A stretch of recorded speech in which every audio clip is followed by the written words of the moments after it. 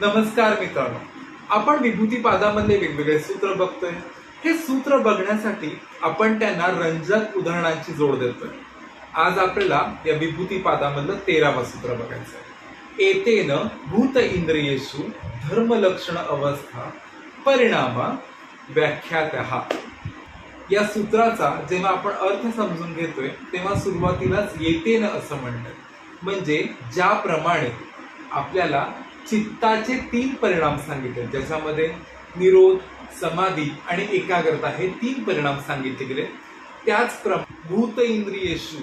आता भूत म्हणजे काय, तर आपल्याकडे जी पंचमहाभूत आहेत, म्हणजेच पृथ्वी, आकाश, अग्नी, वायू आणि जल, ही पंचमहाभूत आणि त्याचप्रमाणे आपल्याकडे उपलब्ध असलेली 5 ज्ञानेंद्रिय, 5 कर्मेंद्रिय आणि आपलं 11वं इंद्रिय ते म्हणजे मन.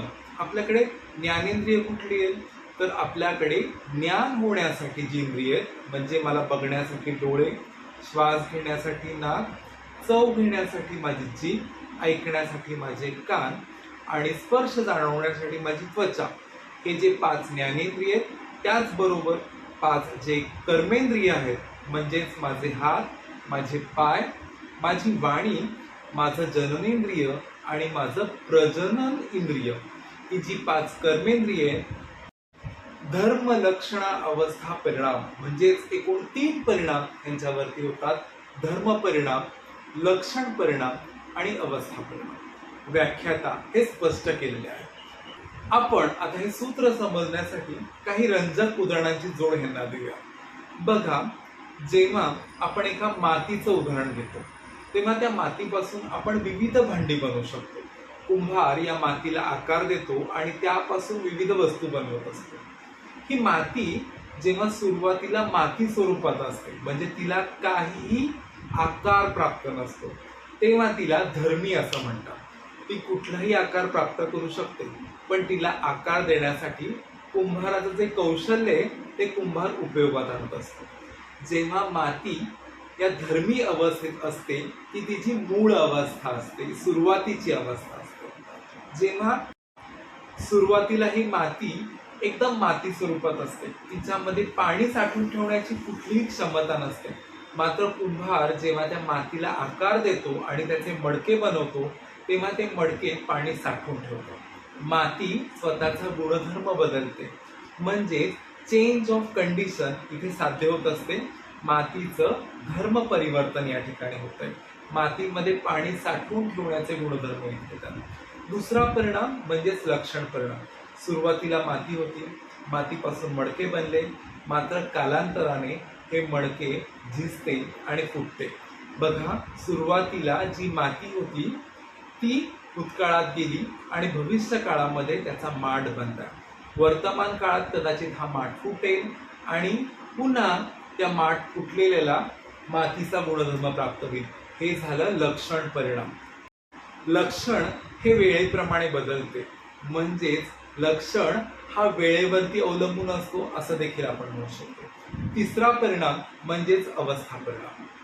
माठ जेव्हा सुरुवातीला असतो तेव्हा तो एकदम चकाकतो. त्याचं बाहेरून जर आपण कव्हर बघितलं तर ते एकदम ताजतवानं असं वाटू लागतं.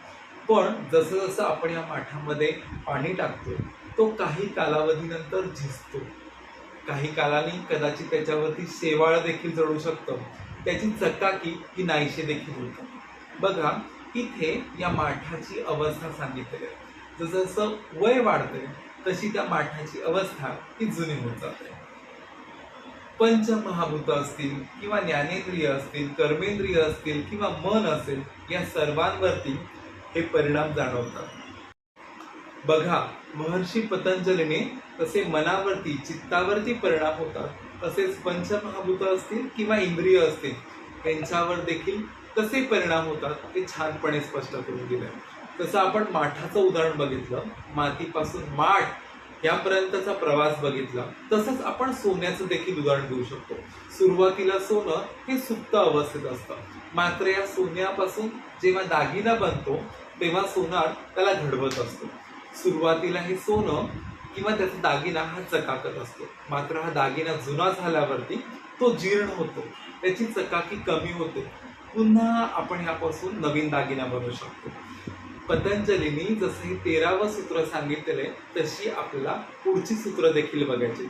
ही सर्व सूत्र तुमच्यापर्यंत लवकरात लवकर पोहोचण्यासाठी तुम्हाला चॅनल सबस्क्राईब करायचं आहे. आवडला असेल तर लाईक करायचा, तुमच्या मौल्यवान कमेंट द्यायच्यात. लवकरच भेटूया एका नवीन सूत्रासह. तोपर्यंत धन्यवाद.